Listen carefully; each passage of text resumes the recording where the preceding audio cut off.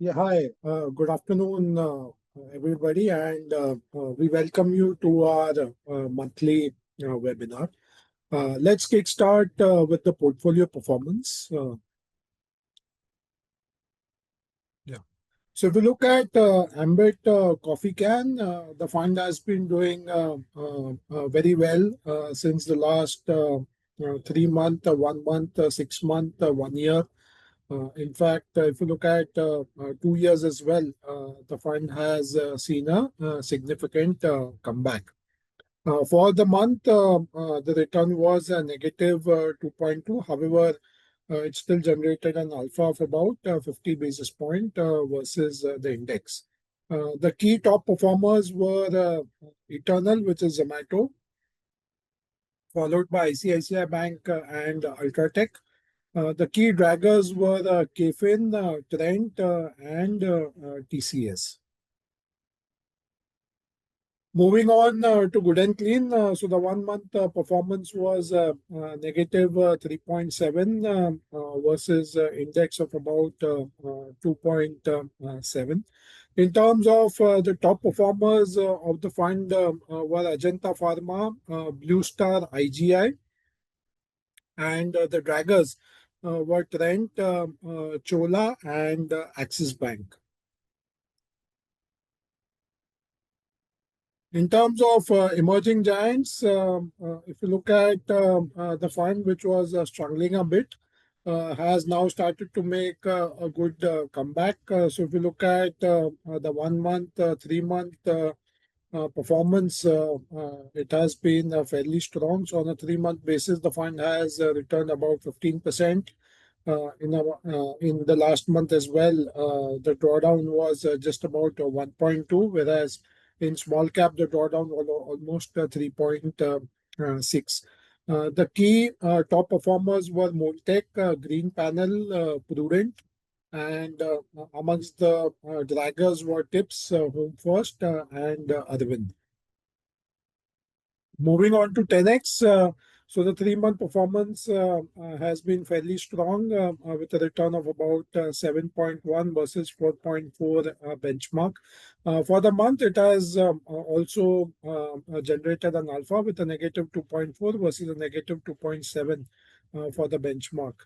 The key top performers were Mrs. Bector's Food, Metro Brands, Prudent, and the key draggers were Aditya Birla Real Estate, Trent, and Chola.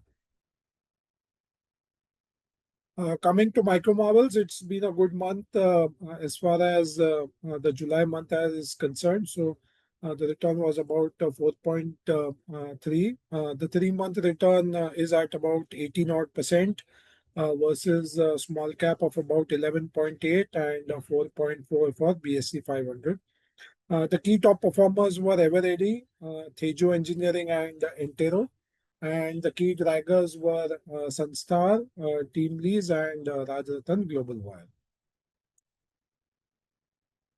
So let's now move on to the key topic of the newsletter, which is the rural economy, wherein we are seeing significant signs of momentum coming in. So if you look at the history during COVID, obviously the COVID had a big role to play in terms of the rural seeing a big slowdown.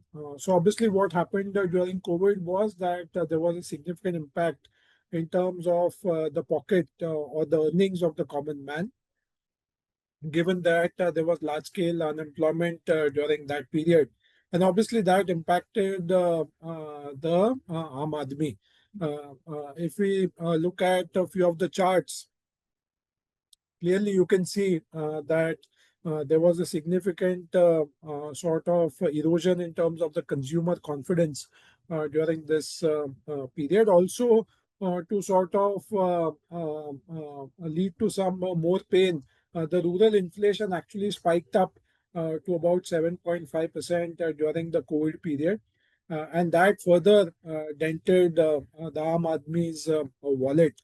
And the reason for the spike up in the rural inflation has been the supply chain bottlenecks, which obviously were widespread during the COVID. We still remember that the Kirana stores where we never used to visit during COVID, all the inventory of the Kirana stores were also off the shelf. I mean, such was the situation that wherever you got supplies, you went there and grabbed the supply. So it was clearly a period where there was a significant rural inflation. Also, if you look at the wage growth during the COVID period tumbled because there was no work as such going on at a good speed. So the requirement of laborers reduced drastically. In fact, there was a reverse migration with people moving out of urban areas and going back to their villages. So obviously, there was a widespread wage deflation as well, which was visible. So the real wage actually became negative because at one side there was inflation, and at the other side there was a wage deflation. So to that extent, it was really bad times as far as the rural markets were concerned. Moving on. Yeah. So just sort of continuing. So if we were to look at various sectors which actually got impacted during this rural slowdown, we've listed a few of the sectors. So FMCG, you can see from the dotted line, saw a significant reduction in terms of volume. In fact, volume was also declining during this phase. If you look at a few of the top FMCG companies during COVID, they clearly struggled to sort of grow. A few other indicators were the two-wheeler and the tractor volumes, which actually tumbled during this period. So you can see from the dotted lines across all the four charts that clearly it was a difficult period for various sectors like FMCG, two-wheelers, tractors, and please remember these sectors because all of them are likely to make a strong comeback as we go ahead. Also, if you look at building materials as a sector, which includes cement, which includes paints, which includes electrical companies, which includes wood panel companies, etc., etc. Also, bathware companies got significantly impacted during this sort of period, which is the COVID period, primarily led by significant rural slowdown. So we've listed a lot of data points and charts in this newsletter just to give a sense in terms of various sectors which got impacted during COVID because of rural, and all of these sectors are likely to make a strong comeback as we enter a golden period over the next 12 months. Moving on. Yeah. So this will be sort of a topic of great interest to our audience. So if you look at green shoots, we are already seeing several green shoots as far as rural recovery is concerned. So first is obviously monsoon.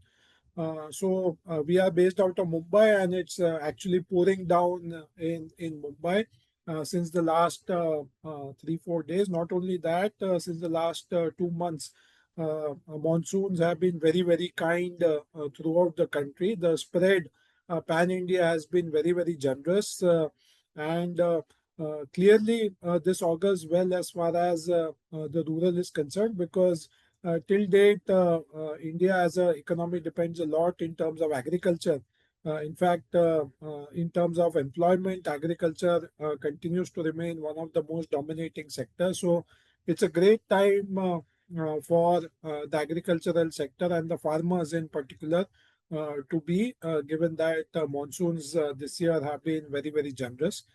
In fact, there are already visible signs of volume growth picking up in various FMCG companies. So if you go through the transcript or the conference calls of various FMCG companies, they have been giving very good commentary as far as rural volume growth is concerned. And you can see from the chart wherein we've highlighted the dotted red line where you can see that the volume growth, especially in rural, has made a very smart comeback. In fact, the wage inflation has also started to happen, and as the overall WPI inflation is coming off, we are seeing actually real wage growth starting to happen. Now, this data point, the two charts which you see on the bottom, are very, very important, because what it shows you is that as the wage inflation picks up in the rural areas, the spending power of the Aam Aadmi will really sort of improve, and that would mean that the slowdown that we have seen across various sectors, which we mentioned, like FMCG, building material, cement, two-wheelers, etc., tractors, all of these sectors will come back into flavor, and obviously we'll discuss much more in detail as we further get into the slides. Moving on.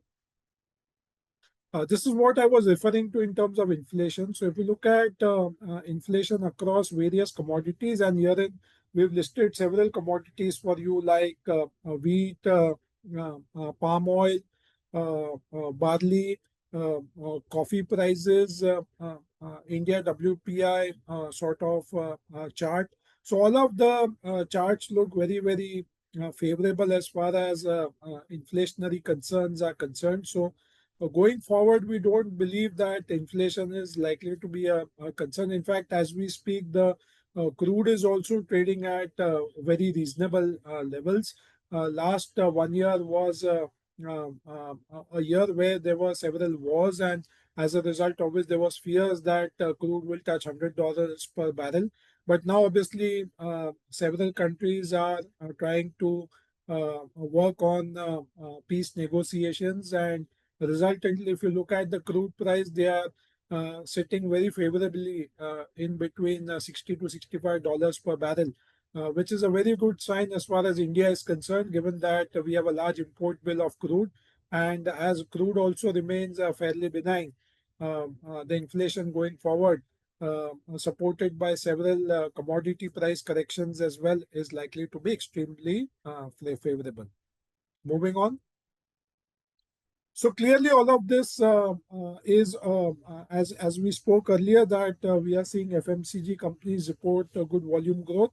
If you look at other indicators like tractor, if you look at indicators like two-wheelers, if you look at credit demand across rural and semi-urban areas, and lastly, if you look at asset quality of lenders across the rural and semi-urban areas, all of this are indicating a very positive sort of sentiment getting built up across various rural areas. So clearly, what we thought in this newsletter is to give you a lot of data points which will sort of convince you that the rural story is there for real, and the next 1 year we believe sort of could be a very, very strong demand tailwind. In fact, the other two catalysts which we are seeing obviously is the income tax savings. So savings in the range of 80,000 to 1,20,000 has started to kick in, which was announced in the budget. Also, during the Independence Day, the government gave a very good gift in terms of GST rationalization. So obviously, they are now looking at just two GST rates, in a sense, 5 and 18%. The 12 and the 28% GST rate will get subsumed into these two rates. So clearly, we are looking at a very robust Diwali. In fact, we believe that this Diwali will be a blockbuster Diwali as far as last decade is concerned. And we will not be surprised that post Diwali, the markets also breach all-time highs. So we are really looking forward to the next 3 to 6 months. Next. So to conclude, in terms of sectors which we have taken bets across our portfolios, we've increased our exposure to retail, we've increased our exposure to two-wheeler, you increased exposure to consumer durables, FMCG, agrochemicals. So the kind of returns that you are seeing across all the portfolios is primarily led by a lot of changes which have been done to play the rural theme. So clearly, I mean, as we welcome Diwali in the next 3 to 4 months, we believe that these kind of sectors will really sort of help in terms of generating good returns. And we would sort of advise investors who are already existing investors to do top ups, and who are sort of new investors to really look at putting money during this correction. So August has been a month where there has been significant correction in small cap, mid cap. Large cap obviously has been safeguarded. Assuming that the earnings growth really picks up, and Trilok obviously will speak a lot on this when he covers the macro. We believe that the markets are there on an inflection point, and very soon you will see the momentum changing. Over to Trilok to cover the macro piece. Hi, thank you, Bhargav, for taking us through a very insightful, rural perspective. I will quickly take over what's happening from micro in India to, what's happening globally on macro front.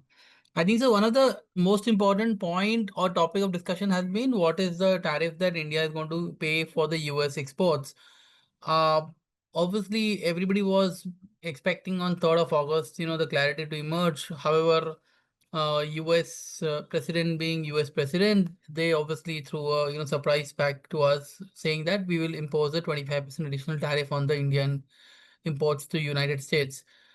This is obviously a little surprising because it also talks about some penalty which basically India will sort of pay because we continue to import Russian oil.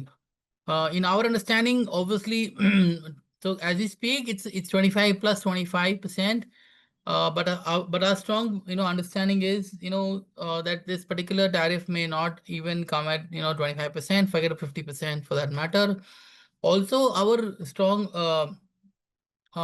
belief is that this is more of an arm twisting tactic that other countries resorting to, given the fact that a lot of imports from also happens from Russia in the United States as well. So this is obviously more of a negotiation tactics, but coming back to fundamentals, India exports nearly $80 billion of exports to the United States, with electronics, gems and jewelry, and pharma the largest contributor. To our understanding, when you look at this particular tariff compared to the original tariff, which was announced on April of 3rd, most of the countries, except for the fact that, except for the fact, the neighboring countries have actually seen a significantly higher sort of, tariff compared to what they were, initially envisaged. The good news here also is compared to the emerging markets which have reasonable export or export exposure to United States, India is actually should be in the range of 15 to 20%, which makes it a very competitive sort of market compared to Thailand, Malaysia, China, Mexico, Canada, and so on and so forth. So we think A, this is not going to be sustained, and B, it will be much lower than what most people are building in. And we think market is already overlooking this particular noise and focusing on the fundamental sustainable 15% sort of numbers, because beyond 15% most businesses will become sort of unviable because consumers in the US will start paying a much higher price for the imports.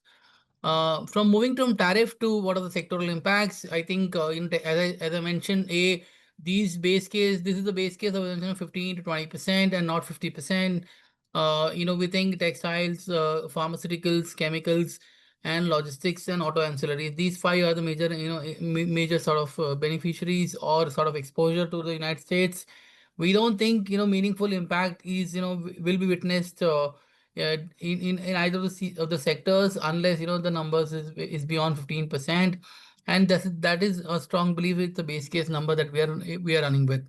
The good news is because of the labor intensive sector like textiles, like auto ancillaries, or for that matter even gems and jewelry, which is obviously one of the largest employer of graders, sorters, and polishers in the country.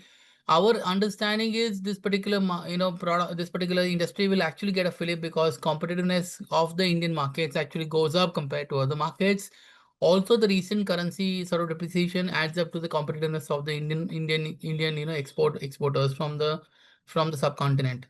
Moving ahead from what's happening in the world to what's happening in the country. I think Bhargav touched upon this. This is a very very important announcement that our Prime Minister announced on the 15th of August.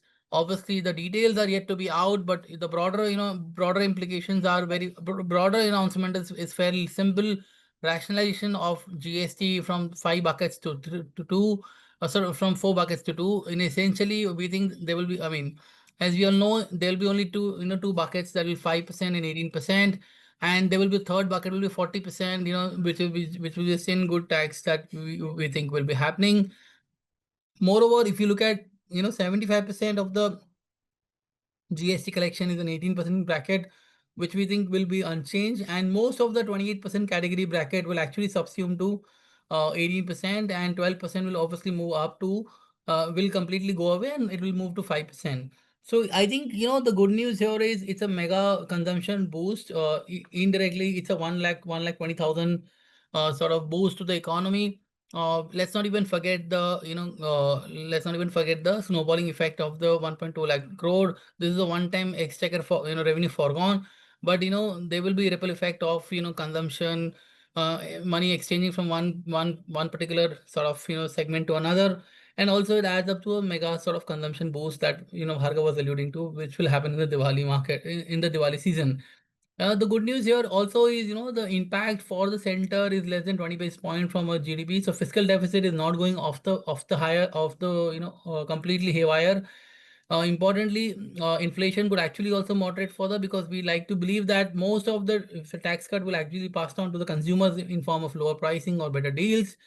Consumption will obviously move up significantly. In fact, FY25 was the first year after 4 years of complete thrust on capex, where markets and government focused on consumption. This is exactly one of the note that we also wrote 5 months ago. From capex to consumption, then the big boost happening, and I think so with the series of announcements that we have seen in the last 5 months, this is obviously adding cherry on the top. We think this is obviously again will be very very good for the lot of sectors, but it will boost a lot of consumption both in domestic, both in rural and urban centric markets, whether it's consumer durables, whether it's automobiles, whether it's a lot of daily day-to-day items that will be a big booster for the country. And yeah, rightly through 40% is a new category which is which is sin good tax, let's say, or companies which are basically not perceived as great for the economy. However, our understanding is this particular is 28% of the GST was anyway attracting a lot of cess. So essentially, 40% is more of a neutral sort of number, despite elevating from 28 to 40. But the cess goes away from 1st April 26, which is a compensation cess that was also devolved to the state economy. So in our opinion, this is obviously a great win-win for both the government as well as the consumer and the broader economy. We think I would like to reiterate to what even Bhargav highlighted. We think this will not only boost consumption but also bring a strong growth in a lot of companies and subsequent growth for the sectors, and essentially will be a driver and catalyst for the markets. Moving ahead from rationalization to what the earnings growth was. So essentially, this particular earning growth season was actually in line with expectation, with most of the companies delivering 6 to 9% earning growth. Nifty for the Nifty as a whole, when you exclude the oil, gas, and metal, because this is a reasonably volatile sectors, the Nifty earnings were up 9%. The mid cap was actually 13% for the quarter, and the small caps was a relatively modest of 1 to 2% growth. In that context, the earning growth were broadly in line and not a disappointment compared to a lot of people that thought of. And we think H2 for the economy and for the earnings season will be very very buoyant because of the various announcement that government has done, coupled with 1 lakh tax bracket benefit that the income tax has already announced in February 2025. And in that context, markets are, in our opinion, trading at reasonable valuation at 20 times, 20 and a half times on your forward, which is in line with long-term averages. we think there is serious amount of growth that is looking at our way, particularly led by the mega booster of consumption tax incentive given by the by the government. Obviously, final details are yet to be are yet to be sort of announced, but we think given that rationalization is a fantastic move for both compliance perspective as well as consumption perspective. On that on that note, I think we will comment our session, and I will probably hand over to the moderator for the Q&A session.